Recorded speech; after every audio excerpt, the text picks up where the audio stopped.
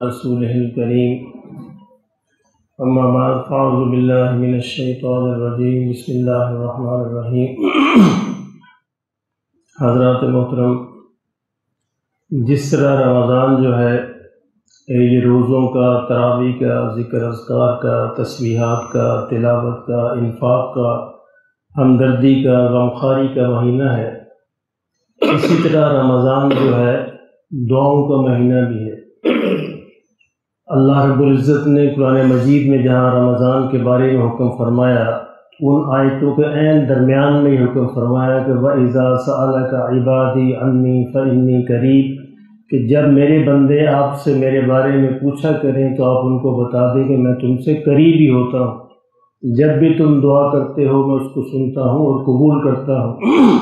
اس لیے رمضان میں دعاؤں کا خاص اہتمام کرنا چاہیے، علیحدہ سے باقاعدہ ایک وقت نکال کر اللہ سے دعائیں مانگنی چاہیے۔ اچھا، دعا کے دو طریقے ہیں۔ انسان دوسروں کو کہتا ہے کہ آپ میرے لیے دعا کریں، یہ بھی اچھی بات ہے، کہنا چاہیے، خاص طور پر نیک لوگوں سے، بڑوں سے، بزرگوں سے۔ لیکن یہ دعا، ایک ہوتا ہے دعا کا کہنا، ایک ہوتا ہے دعا کا لینا، ان دونوں میں بڑا فرق ہے۔ ہمیں یہ کوشش کرنی چاہیے کہ ہمیں دعا کے لیے کہنا ہی نہ پڑے، ہمیں دعائیں ملتی رہیں، ہم دعا لینے والے بنیں، کہنے والے نہ بنیں بلکہ لینے والے بنیں۔ دعا جب انسان کو ملتی ہے، جب انسان دعا لینے والا بنتا ہے تو اللہ اس کے سارے بگڑے کاموں کو بنا دیتا ہے۔ اب دعا کیسے ملتی ہے؟ دعا ملتی ہے خدمت سے، دعا ملتی ہے کسی کے کام آنے سے، دعا ملتی ہے کسی سے محبت کرنے سے، بغیر کسی مفاد کے، بغیر کسی ضرورت کے کسی کے کام آنا، اس کے دل سے جو خوشی نکلتی ہے وہ اصل میں دعا ہوتی ہے۔ تو اگر آپ یہ چاہتے ہیں کہ آپ کو دعائیں ملیں تو دوسروں کے کام آئیں، دوسروں کی خدمت کریں، بغیر کسی وجہ کے، بغیر کسی مفاد کے ان کے ساتھ کھڑے ہو جائیں۔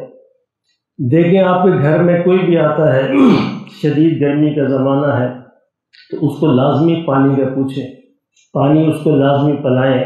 آپ کے دروازے پہ کوئی ڈلیوری بوائے آتا ہے، کوئی اور چیز لے کے آتا ہے، کوئی ضرورت مند آتا ہے، اس کو پانی کا پوچھیں، اسے پانی پلائیں، دیکھیں دعائیں کیسے ملیں گی۔ وہ چاہے زبان سے آپ کو کچھ بھی نہ کہے لیکن اس کا دل خوش ہوگا، جب دل خوش ہوگا تو آپ کے لیے دعا نکلے گی۔ یہ دعا کا طریقہ ہے۔ اور میرے محترم دوستو، اس کائنات میں سب سے بڑی دعا آقا دو عالم صلی اللہ علیہ وسلم کی ہے۔ اگر کسی کو حضور کی دعا مل جائے تو دونوں جہان ہی بن جاتے ہیں۔ اور حضور صلی اللہ علیہ وسلم کی دعا کیسے ملتی ہے؟ یہ دعا ملتی ہے درود پاک کے پڑھنے سے۔ درود پاک ایک تحفہ ہے، اور خود حضور نے فرمایا صلی اللہ علیہ وسلم کہ جب کوئی آپ کو تحفہ دے تم بھی اس کے بدلے میں تحفہ دیا کرو۔ جب ہم حضور پہ تحفہ بھیجیں گے تو کیا حضور ہمیں تحفہ نہیں دیں گے؟ لازماً اس کا جواب دیں گے۔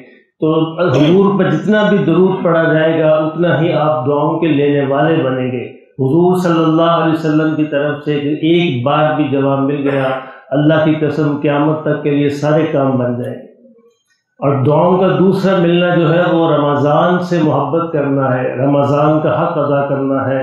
آقا دو عالم صلی اللہ علیہ وسلم منبر پر تشریف فرما ہوئے، پہلے سیڑھی پہ قدم رکھا، فرمایا آمین، دوسری پہ قدم رکھا، فرمایا آمین، تیسری پہ قدم رکھا، فرمایا آمین۔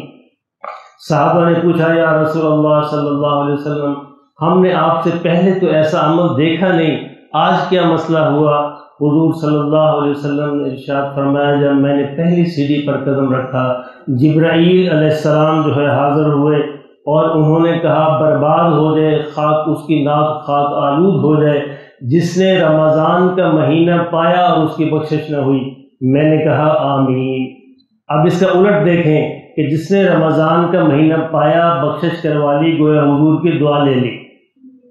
اللہ اکبر۔ پھر فرمایا میں نے دوسری سیڑھی پر قدم رکھا اور جبرائیل نے کہا کہ جس نے اپنے والدین کو، دونوں میں سے ایک کو یا دونوں کو بڑھاپے کے اندر پایا اور ان کی خدمت کر کے جنت میں داخل نہ ہوا تو برباد ہو جائے، تباہ آلود ہو جائے۔ تو میں نے کہا آمین۔ اب اس کا الٹ دیکھیں، جس نے اپنے والدین کی خدمت کر لی گویا اس نے جنت کو پا لیا۔